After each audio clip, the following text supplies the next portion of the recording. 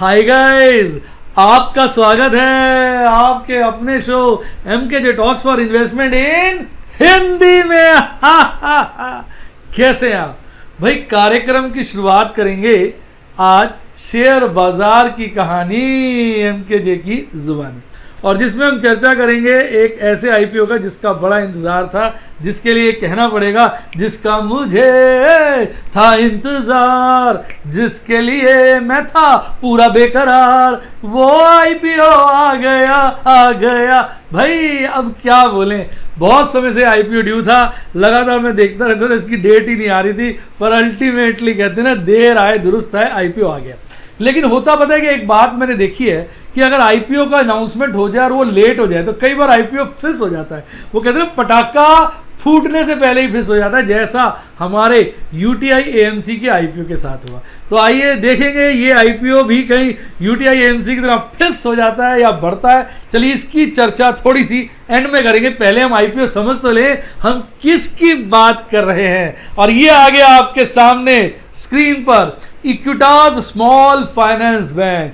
भाई साहब, नाम में जरूर लिखा है स्मॉल फाइनेंस बैंक, पर गजब का बैंक है, बढ़िया बैंक है, बहुत अच्छा बैंक है। आइए क्विक आईपीओ का रिव्यू कर लेते हैं। भाई इसके फाइनेंशियल्स बहुत अच्छे हैं और इसकी जो रिटर्न ऑन नेटवर्थ है पिछले 3 फिस्कल ईयर्स की लगभग 9% के आसपास है। जिस इंडस्ट्री में ये काम कर रहा है वो इंडस्ट्री बड़े अच्छे से ग्रो कर रही है, पर जो करंट सिचुएशन में कोविड-19 के चलते बैंकिंग सेक्टर फंस गया है, उससे ये भी अछूता नहीं है, जिसके चलते इसकी भी परफॉर्मेंस पर क्वेश्चन मार्क यानी प्रश्न चिन्ह लग चुका है। ओवरऑल जो है इशू की रेटिंग, मेरे फीलिंग क्या है इसकी चर्चा हम लास्ट में करेंगे। तो अभी जिस रेट पर इशू आ रहा है उस पे लग रहा है इशू ऑलमोस्ट फुल्ली प्राइस्ड है, और ऐसा लग रहा है कि आपके और मेरे जैसे बेचारे स्मॉल इन्वेस्टर्स के लिए ज़्यादा कैपिटल एप्रिसिएशन की गुंजाइश नहीं है। आइए बात करते हैं जरा इसकी वैल्यूएशन के ऊपर। भाई कंपनी की अर्निंग पर शेयर है ₹2.15, ये मैं बात कर रहा हूँ फाइनेंशियल ईयर 20 की। और अगर करंट इशू प्राइस जो 34-35 के आसपास आ रहा है उस पर अगर देखा जाए तो भाई साहब ये लगभग प्राइस अर्निंग रेशियो 16.28% के आसपास आता है। रिटर्न ऑन नेटवर्थ जैसा थोड़ी देर पहले मैंने बताया 8.92 थे, और नेट एसेट वैल्यू 26 रुपए के आसपास है। इशू का आईपीओ 34-35 रुपए की रेंज में है, जिसके चलते प्राइस टू बुक वैल्यू खासी अट्रैक्टिव है, 2 से भी कम, लगभग 1.5 के आसपास है, 1.5 से भी कम, तो वो काफ़ी अट्रैक्टिव नज़र आ रही है price to book value ratio. पर प्राइस टू अर्निंग रेशियो भी मतलब ठीक ठाक है, ऐसी बात नहीं है। आइए चलिए इसके फाइनेंशियल परफॉर्मेंस को देख लेते हैं 2017 से। भाई फाइनेंशियल ईयर 2017 की आप टोटल इनकम देखिए, फाइनेंशियल ईयर 2017 से आप प्रॉफिट आफ्टर टैक्स देखिए। टोटल इनकम को मेरी जान हम कहते हैं टॉप लाइन, और प्रॉफिट आफ्टर टैक्स को बॉटम लाइन। तो टॉप लाइन की बात करें 2018 में आपकी टॉप लाइन बढ़ी, 2019 में बढ़ी, 2020 में बढ़ी। अब Q1 21 की बता रहा है 750, इसको मोटा मोटा 4 से मल्टीप्लाई कर दें तो 3200 के आसपास आएगी, यानी 3200 करोड़ के आसपास इसको आना चाहिए। यानी इस करंट ईयर की भी जो टोटल इनकम है यानी टॉप लाइन है वो बढ़ती नजर आ रही है, हालांकि बहुत हल्की अभी के ट्रेंड से ऐसा प्रतीत हो रहा है। आइए प्रॉफिट की चर्चा कर रहे हैं। 2017 में प्रॉफिट थे 104 करोड़, 2018 में गिर के और हो गए 31 करोड़, बहुत ज़्यादा गिरावट देखने को मिली। पर 2019 में सब गोली मार दी, तो भाई साहब शूट कर दिया और 210 करोड़ के बतेरे बड़े लंबे चौड़े प्रॉफिट डिक्लेयर किए गए। 2020 में प्रॉफिट और बढ़ गए 243 के, और इस वक्त 57 के हैं। 57 को आप अगर कैपिटलाइज करें इंटू 4 करें तो ये 240 करोड़ से भी कम नज़र आ रहे हैं इस बार के, अगर हम उसको एनुलाइज कर दें। आगे के क्वार्टर्स अच्छे भी हो सकते हैं, तो जिसके चलते जो करंट ईयर है, मैंने कहा ही था आपको 21-22 थोड़ा हल्का ढीला ढाला घबराया सा नज़र आ रहा है। ये आईपीओ बहुत पहले से अनाउंस है, कंपनी कोशिश कर रही थी आईपीओ लाएं, हालत ख़राब हो गई। अब कुछ बाजार सुधरा है और अपना इंडेक्स 12,000 की रेंज में आ गया, तो कंपनी ने सोचा होगा कि बहती गंगा में हम भी हाथ धो लें। चलिए आइए एक पीयर कंपैरिजन करते हैं ताकि आपको आनंद विभोर हो जाए आप। आइए पीयर कंपैरिजन आपके सामने आ गया है, आप देखिए। मैंने इक्विटास स्मॉल फाइनेंस बैंक को डीसीबी बैंक के साथ, एयू स्मॉल फाइनेंस बैंक के साथ, बंधन बैंक के साथ, उज्जीवन स्मॉल फाइनेंस बैंक के साथ, सुंदरम फाइनेंस के साथ, क्रेडिट एक्सेस ग्रामीण लिमिटेड के साथ कंपेयर किया है। प्राइस टू बुक रेशियो देखो, मैंने पहले ही कहा था खासी कम है। अगर आप देखेंगे और बैंकों से कंपेयर करेंगे तो सभी से खासी कम है, एक्सेप्ट डीसीबी बैंक लिमिटेड, और बस एक डीसीबी बैंक लिमिटेड है जिसका प्राइस टू बुक रेशियो इससे कम है। प्राइस अर्निंग रेशियो देखेंगे तो इसका प्राइस अर्निंग रेशियो अगर आप देखेंगे तो डीसीबी बैंक से ज़्यादा है और हल्का सा उज्जीवन स्मॉल फाइनेंस बैंक से भी ज़्यादा है और बाकी सभी से खासा कम है। रिटर्न ऑन नेटवर्थ देखेंगे इसकी तो उज्जीवन स्मॉल फाइनेंस बैंक से ज़्यादा है पर बाकी सबसे कम है। टोटल रेवेन्यू देखेंगे अगर रैंकिंग करेंगे तो क्रेडिट एक्सेस ग्रामीण से ज़्यादा है और आपका बस उसी से ज़्यादा और किसी से ज़्यादा नहीं है, बाकी इसका टोटल रेवेन्यू सबसे कम है। तो यानी इसके पीयर्स ऑलरेडी खासे लिस्टेड हैं और उनका प्राइस अर्निंग रेशियो इसके प्राइस अर्निंग रेशियो से रिलेटिवली ज़्यादा है। दो बैंकों को छोड़ दो, डीसीबी बैंक और Ujjivan small finance bank limited, जिसके चलते इसमें कितना एप्रिसिएशन होगा ये हल्का सा डाउटफुल सा हो जाता है। आइए ब्रीफ में बैंक के बारे में खास बातें बता दें। बहुत ज़्यादा घंटियां बजाने से कुछ होने वाला नहीं है, होता वही है जो मंजूरे खुदा ऊपर और नीचे मंजूरे ऑपरेटर होता है। तो आइए बात कर लेते हैं इसके बारे में। भाई स्मॉल फाइनेंस बैंक अगर फिस्कल 2019 के हिसाब से देखा जाए तो लार्जेस्ट स्मॉल फाइनेंस बैंक है इन इंडिया। लार्जेस्ट स्मॉलेस्ट अगर हम बैंकिंग आउटलेट्स के पॉइंट ऑफ व्यू से देखिए, भाई कितनी ब्रांचेस है बैंकिंग आउटलेट्स हैं उसके हिसाब से ये सबसे बड़ा बैंक है। और सेकंड लार्जेस्ट बैंक है अगर हम इसको रैंकिंग को करें asset under AUM asset under management और टोटल डिपॉजिट्स के। और इसका जो पोर्टफोलियो है अगर और बैंकों से कंपेयर करें तो सारा का सारा माइक्रो फाइनेंस के ऊपर बेस्ड नहीं है, इसका पोर्टफोलियो काफ़ी डाइवर्सिफाइड है, जिसके चलते माइक्रो फाइनेंस के ऊपर इसकी डिपेंडेंस खासी कम है। कोविड के चलते माइक्रो फाइनेंस के धंधे में दिक्कत है क्योंकि माइक्रो फाइनेंस मतलब होता है छोटे छोटे लोन गरीबों को देना, और कोविड के चलते सबसे ज़्यादा हिट हमारे गरीब भाई हुए हैं, जिसके चलते सरकार उनको पूरा सपोर्ट दे रही है। उनसे रिकवरी करना, इंटरेस्ट की तो छोड़िए मूल की करने में भी दिक्कत आ सकती है, जिसके चलते जो बैंक केवल माइक्रो फाइनेंस पर डिपेंडेंट हैं उनके ऊपर काफ़ी प्रश्न चिन्ह उनकी परफॉर्मेंस पे लग जाता है। पर इस बैंक की अच्छी खूबी क्या है कि इसने अपने धंधे को खासा फैला लिया।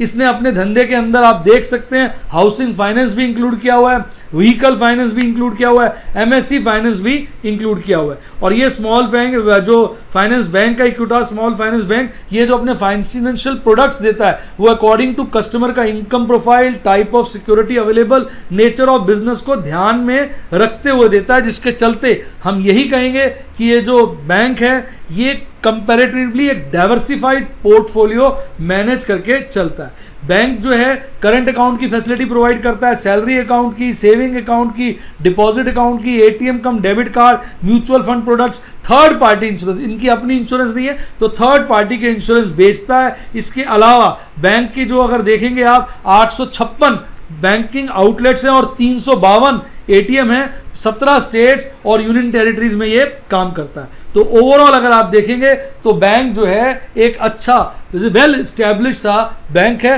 आइए इसकी कम्पिटिटिव स्ट्रेंथ के ऊपर भी एक नज़र मार लेते हैं। पहली कम्पिटिटिव स्ट्रेंथ जो इसकी है ये कस्टमर सेंट्रिक ऑर्गेनाइजेशन है। ये एक HDFC बैंक नहीं है जो कस्टमर की परवाह ही नहीं करता, भैया लेना है ले, लोन ले, मेरे को उसमें अपना नेट बैंकिंग खुलवाना है मम्मी पापा का। आज 4 साल हो गए हैं वो नेट बैंकिंग चालू नहीं हुई। फ़ोन आता है कि सर आपको कोई दिक्कत तो बताओ, मैं दिक्कत बताता हूँ, उसके बाद मुड़ के फ़ोन नहीं आता। ये उस तरह का बैंक नहीं है। ये जो बैंक है ये कस्टमर सेंट्रिक ऑर्गेनाइजेशन है और ये फोकस करता है अनसर्व्ड एंड अंडरसर्व्ड सेगमेंट के ऊपर। तो जो उधर भी जैसे माइक्रो फाइनेंस वालों को होता है जहाँ पे बैंकिंग सुविधाएं कम है वहाँ पर जाता है। इसके चलते ये एक वेल डाइवर्सिफाइड पोर्टफोलियो मेंटेन करता है। इसका स्ट्रॉन्ग रिटेल लायबिलिटी पोर्टफोलियो है और इसके क्रेडिट असेसमेंट प्रोसीजर्स बढ़िया हैं, तो जिसके चलते बैंक हमें एक अच्छा लग रहा है।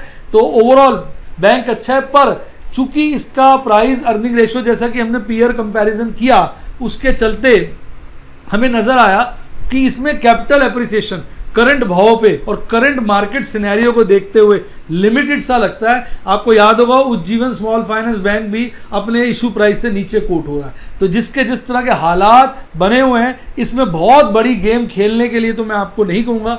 बाकी अभी तो बात चर्चा शुरू हुई है मेरी जान, अभी तो कहते हैं ना सुबह हुई है, जरा शाम ढलने दो, दिन को जवान होने दो, शाम को ढलने दो, फिर रात को जवान होने दो, फिर देखेंगे। उसी तरह साहब अभी तो शुरू हुआ है कहानी, इसकी डिटेल आने दो, देखेंगे, बातों को पता चलने दे, फिर जब समझ में आएगा तब इसकी बात करेंगे।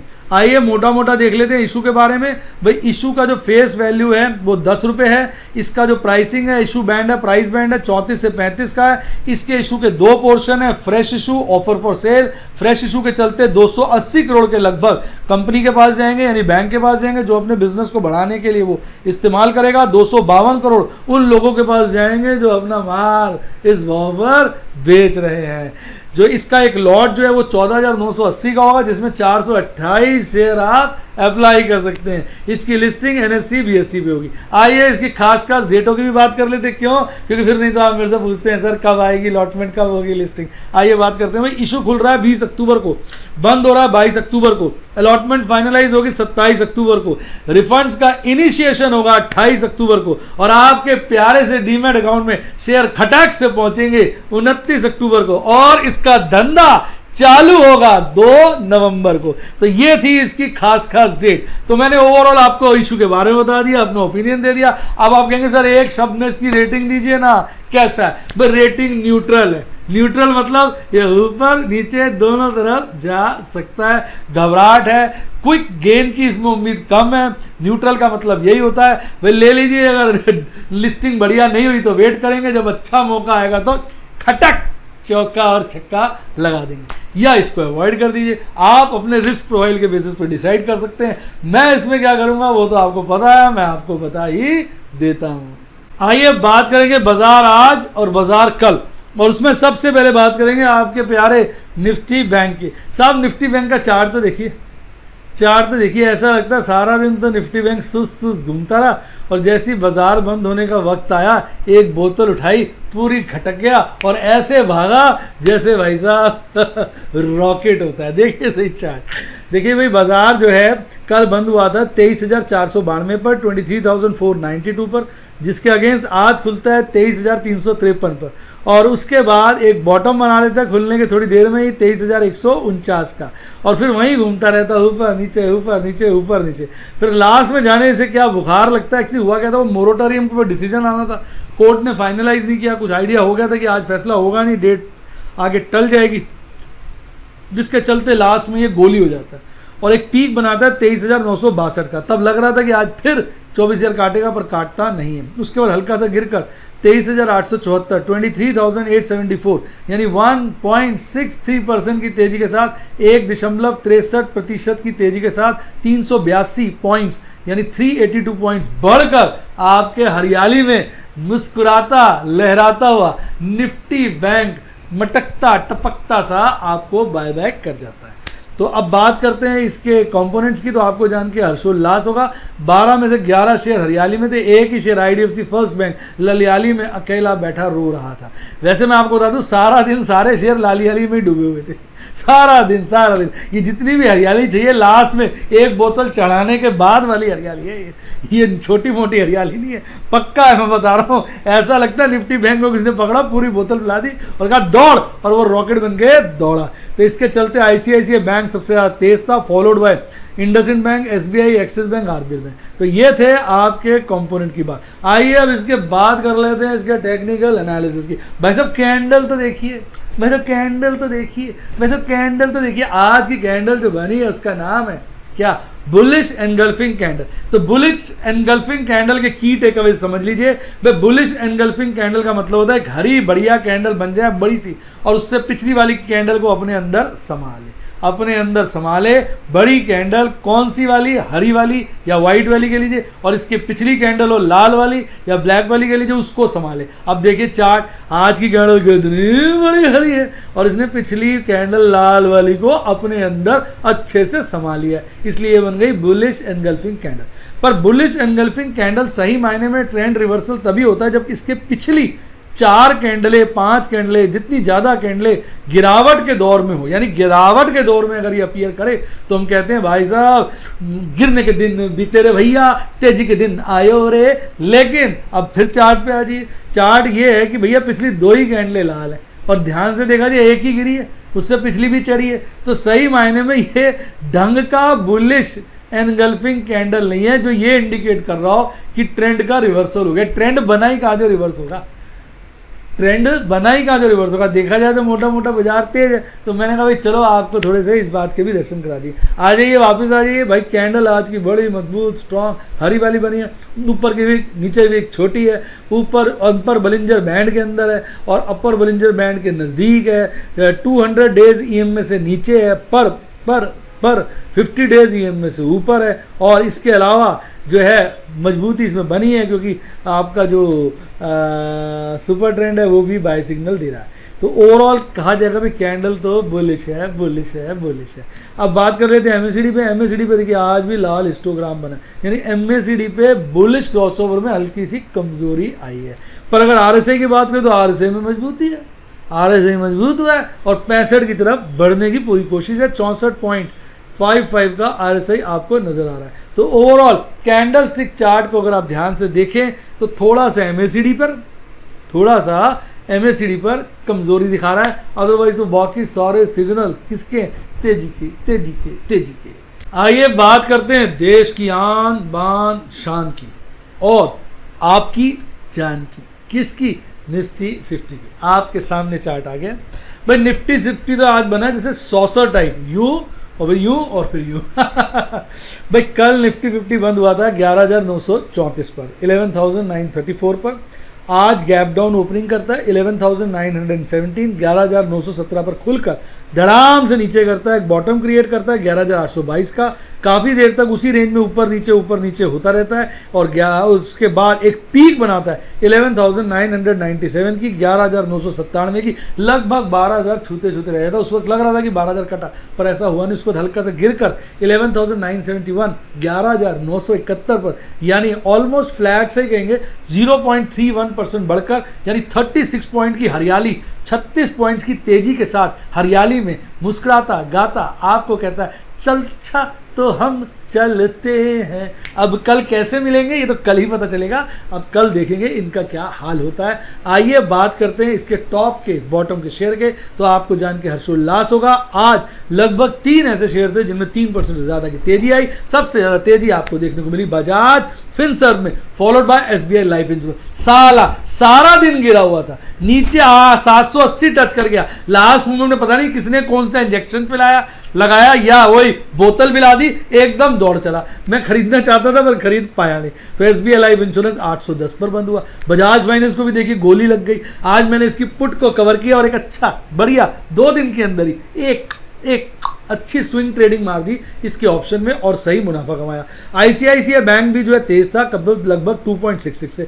गिरने वाले शेयरों में सबसे ज्यादा गिरावट जो थी विप्रो में थी, उसमें 0.7% की गिरावट देखी गई। अच्छा साले IT शेयरों को मारो, बहुत ज्यादा चढ़ गए, ऐसा लग रहा है जैसे साले खजूर के पेड़ पर चढ़ के खड़े हो गए। इनको धक्का देके नीचे गिरो, नहीं तो बड़ी दिक्कत हो जाएगी। NTPC, ONGC, कोल इंडिया, 3 पब्लिक सेक्टर कंपनियों की बत्ती बनी हुई थी। उसके अलावा टाटा मोटर्स तो बिल्कुल ही ऐसा लटका हुआ था बड़े दिनों से, टुल्लू सा हो रहा है। यानी ये थे शेयर्स जिनमें खासी गिरावट देखने को मिली। तो हम देखें अगर बढ़ने वाले शेयर तो 3% से ज़्यादा और 4% के बीच वाले 3 शेयर थे, और गिरने वाले शेयरों में 3% से ज़्यादा तो थे 3 शेयर, पर उनमें एक शेयर ऐसा था जो 0.7% गिरा हुआ था और एक शेयर ऐसा था जो 4.5% के लगभग गिरा हुआ था। यानी गिरावट वाले शेयरों में गिरावट की मजबूती ज़्यादा थी। आइए बात करते हैं इसके टेक्निकल चार्ट की। तो भैया इसमें तो एक स्ट्रॉन्ग कंसोलिडेशन चल रहा है। 3 कैंडलें देखिए, आज की, कल की, परसों की, पैरेलल बनी है, जैसे साथ खड़ी है। जैसे वो ऐड नहीं आती थी, हम 2 हमारा 1। 3 कैंडलें हैं, मियाँ बीवी लगता है लेफ्ट राइट है, और बीच में जो है वो उनका 1 खड़ा हुआ है बिल्कुल 3 ऐसे बने हुए आप देखिए। तो यानी निफ्टी 50 तो अपने आप को कंसोलिडेट करने में लगा हुआ है और फिर सोचेगा भैया जाए तो जाए कहाँ, ऊपर भागे या नीचे कूदे। अब ये तो बाद में ही पता चलेगा। अब हम बात करें इसकी कैंडल की लोकेशन की, तो भाई कैंडल की लोकेशन खासी अपर बोलिंजर बैंड के नजदीक है, तेजी दिखा रही है। अपनी इसकी बॉडी मोटी है, अच्छी खासी है, लेकिन नीचे के विक जरा ज्यादा लंबी है, जो इस बात का इशारा कर रही है कि बेयर्स ने आज नीचे पटकने की बड़ी कोशिश करी पर कुछ नहीं चल पाई। बुल्स आए और अपने सीन से बेयर्स को मारा, बेयर्स साले दूर जाके गिरे और उन्होंने हरियाली में कैंडल को बंद कर दिया। यानी कहने का मतलब बेयर्स की सारी ताकत को पिचका के रख दिया। भाई हमारी जो कैंडल आप साफ देख रहे हैं कि भाई साहब 50 डेज और 200 डेज ये में दोनों से बहुत ऊपर है, जिसके चलते हम यही कहेंगे बाजार तेज है तेज है तेज है। पर अब बात करें एमएससीडी पे तो भैया आज का हिस्टोग्राम लाल है, यानी कहीं ना कहीं एमएससीडी चार्ट कह रहा है कि बुलिश क्रॉसओवर में कमजोरी आई है। पर आरएसआई मजबूत है, 70 ही हो गया है, 69.38 हो गया, 70 से क्या दूर है। अगर माहौल ठीक रहा तो कल मेरी जान ये 70 में जरूर जाएगा, और उसके बाद 70 में जाने का मतलब ये ओवर बॉट जोन में एंट्री ले लेगा। यानी अब हमारे को सावधानी बरतनी चाहिए। तो ओवरऑल किसी भी चीज को देखते हैं तो एक आप एमएससीडी को छोड़ दीजिए, बाकी सारी चीजें यही कह रही हैं कि हमारा भाई हमारा प्यारा निफ्टी 50 तेज है तेज है तेज है तेज है। आइए अब बात करते हैं ऑप्शन चेन एनालिसिस की। भाई साहब आपके सामने डाटा आ गया, मोटा मोटा स्टेटस को है डाटा के अंदर। आप देखेंगे कॉल का ओपन इंटरेस्ट सबसे ज़्यादा 12,500 पे है, कल भी था आज भी है। सेकंड हाईएस्ट 12,000 पे है, कल भी था आज भी है। लेकिन आज दोनों पे आप देखेंगे टोटल कॉल की जो ओपन इंटरेस्ट की है उनकी अनवाइंडिंग हुई है, ओपन इंटरेस्ट में गिरावट देखने को मिली है। हालांकि गिरावट बहुत हल्की है, तो हम यही कहेंगे मजबूती अभी भी हायर लेवल्स पे बनी है, यानी बाजार मजबूत है। पुट के ओपन इंटरेस्ट की बात करें तो आप देखेंगे सबसे ज़्यादा वही 10,500 पे बना है, जहां कल था वहीं आज है। सेकंड हाईएस्ट 11,500 पे है, जहां कल था वहीं आज है। पर 10,500 पे आप देखेंगे पुट का ओपन इंटरेस्ट की अनवाइंडिंग हुई है और 11,500 पे फ्रेश पुट राइटिंग हुई है, जिसके चलते हमें यही कहना पड़ेगा कि ऊपर के लेवल पर पुट की राइटिंग हो रही है, यानी जो आपकी सपोर्ट है वो ऊपर सरकने की कोशिश कर रही है, यानी बाजार तेज है तेज है तेज है तेज है। अब बात कर लेते थियरी ऑफ मैक्सिमम पेन की। थियरी ऑफ मैक्सिमम पेन आप देखेंगे हाईएस्ट 10,500 पे, कल भी वहीं था आज भी वहीं है, और सेकंड हाईएस्ट 11,500 पे, कल भी वहीं था आज भी वहीं है। लेकिन 10,500 पे टोटल ओपन इंटरेस्ट की अनवाइंडिंग हुई है, जिसके चलते टोटल ओपन इंटरेस्ट में कमी आई है। 11,500 पे टोटल ओपन इंटरेस्ट की फ्रेश राइटिंग हुई है, जिसके चलते 11,500 पे टोटल ओपन इंटरेस्ट बढ़ा है। इससे एक बात के साफ दर्शन हो रहे हैं, साफ बात समझ में आ रही है कि कहीं ना कहीं जो आपका मैक्सिमम पेन है वो नीचे को छोड़कर ऊपर की तरफ शिफ्ट करने को चाह रहा है, जिसके चलते हम यही कहेंगे बाजार तेज है तेज है तेज है। आइए बात करते हैं आपके प्यारे राज दुलारे एफआईज और डीआईज की। दोनों बिल्कुल सही चल रहे हैं साहब, बिल्कुल सही चल रहे हैं। एफआईज माल खरीद रहे हैं, डीआईज माल बेच रहे हैं, दोनों जो हैं उल्टा चल रहे हैं, तो सब ठीक है सब ठीक है सब ठीक है। बात करते हैं एफआईज की। एफआईज ने कल 832 करोड़ की नेट बाइंग की थी और आज उतनी लगभग 821 यानी 821 करोड़ की नेट बाइंग करी। इसके विपरीत आपके डीआईज ने कल 1674 करोड़ की नेट बिकवाली करी और आज उससे खासी कम 1276, ऑल्दो 1276 भी बड़ा होता है, 1276 करोड़ की नेट बिकवाली करी। दोनों भाइयों का जोड़ टोटल करिए ना तो कल भी नेट बिकवाली थी, आज भी नेट बिकवाली है। कल नेट बिकवाली थी 842 करोड़ की और आज लगभग बिकवाली आधी रह गई 454 करोड़ की। पर दोनों भाइयों ने मिलकर नेट में माल बेचा है बेचा है बेचा है, यानी profit booking profit booking profit booking profit booking. आइए अब बात करते हैं किसकी, एमकेजे स्टूडेंट स्टॉक्स की। भाई फ्री सब्सक्राइबर्स की रिक्वेस्ट पर जो सब जिन्होंने मेरे यूट्यूब के और व्हाट्सएप के प्लान ज्वाइन नहीं किए वो कहते हैं सर हम भी आपके फॉलोअर्स हैं, हम आपको कुछ पे नहीं करते हैं, पर फिर भी आप हमारे लिए कुछ ना कुछ अच्छा बताया करें, हमको अच्छा लगेगा। तो इसके चलते आपको पता है मैंने अपनी सारी स्मॉल केस की स्ट्रैटेजी सब फ्री कर दी, जिसको मैं अपने टेलीग्राम चैनल पर डालता हूँ। और उसके चलते आज मैंने एक ज़बरदस्त इन्वेस्टमेंट करी एमकेजे एफएफडी रेल में। मौका लगा, मुझे देखा ये गिरा पड़ा है तो मैंने इसमें इन्वेस्टमेंट कर दी। मैं ढेरों स्मॉल केस बना रहा हूं जिसको फ्री ऑफ कॉस्ट यहां पर शेयर करता हूं। आइए अब बात करते हैं अपने YouTube के स्टूडेंट्स की। तो भाई YouTube के स्टूडेंट्स के लिए अच्छी बात है, मैंने डायमंड के स्टूडेंट्स के लिए आज 1 2 3 4 साहब 4 लॉन्ग टर्म इन्वेस्टमेंट के स्क्रीनशॉट शेयर किए थे और मैंने एक बढ़िया स्ट्रैटेजी उनको बनाई थी, एमकेजे क्रीपिंग स्ट्रैटेजी, जिसके अंतर्गत मैं उनके लिए लॉन्ग टर्म इन्वेस्टमेंट के डेमोस्ट्रेशंस देता हूं। अब बात करते हैं अपने किसके, एमरेल्ड बम के स्टूडेंट्स के लिए। एमरेल्ड के स्टूडेंट्स के लिए 1 2 3 4 मैंने स्विंग ट्रेड करे, जिसके चलते आज मैंने एक नए शेयर में भी एंट्री मारी। और अपने प्लैटिनम मेंबर्स के लिए आ गया सामने, देखिए मैंने अब प्लैटिनम मेंबर्स की रिक्वेस्ट पर कि सर आप उसमें प्रॉफिट बुकिंग भी क्या करिए, आप आराम से बैठे रहते हैं और लास्ट में पुट को कवर करके मोटा प्रॉफिट कमाते हैं, पर नहीं, आप प्रॉफिट बुकिंग करिए, प्रॉफिट बुकिंग करिए, प्रॉफिट बुकिंग करिए। तो भैया सिलसिला शुरू कर दिया, हर सेशन में कहीं ना कहीं मौका लग के प्रॉफिट बुकिंग करता हूं और इसको धीरे धीरे बढ़ाऊंगा, आपकी हर फरमाइश को कोशिश करता हूं पूरा करने की। देखिए आपके सामने आ गया, मैंने बजाज फाइनेंस की एक पुट बेची थी 2,500 की, अभी 2 दिन पहले, ये क्या 2 दिन पहले मैं भूल गया, कब बेची थी मैडम, कल ही बेची थी मैडम कह रही है, और आज कवर कर ली और जेब में 2925 रुपए आ गए। उम्मीद करता हूं मजा आया होगा आपको। मजा आया तो वीडियो को लाइक करो, सब्सक्राइब करो और मेरे चैनल को ज्वाइन करो। अगर आप चैनल को ज्वाइन करेंगे तो आप मेरे स्टूडेंट बन सकते हैं। यूट्यूब के ज्वाइन का बटन ठोक दीजिए, उसके बाद सारे यूट्यूब के प्लान आ जाएंगे। इसके अलावा अगर आपको लगता है नहीं सर रियल टाइम बेसिस पे आपसे क्वेश्चन करेंगे, गुफ्तगू करेंगे व्हाट्सएप के थ्रू, तो आप मेरे व्हाट्सएप के स्टूडेंट बनिए। फ़ोन नंबर डिस्क्रिप्शन बॉक्स में, उसको लीजिए और मेरी टीम को कॉल करिए, वो आपकी मदद करेगी। कॉल करिए, व्हाट्सएप करिए, बार बार करिए जब तक वो आपको रिप्लाई ना करे, क्योंकि एक बार आप मेरे से जुड़ जाएंगे, टीम बीच में साफ, आप और मैं डायरेक्ट इंटरेक्ट करेंगे, पर जब तक आप स्टूडेंट नहीं बनते टीम से ही इंटरेक्ट करना पड़ेगा।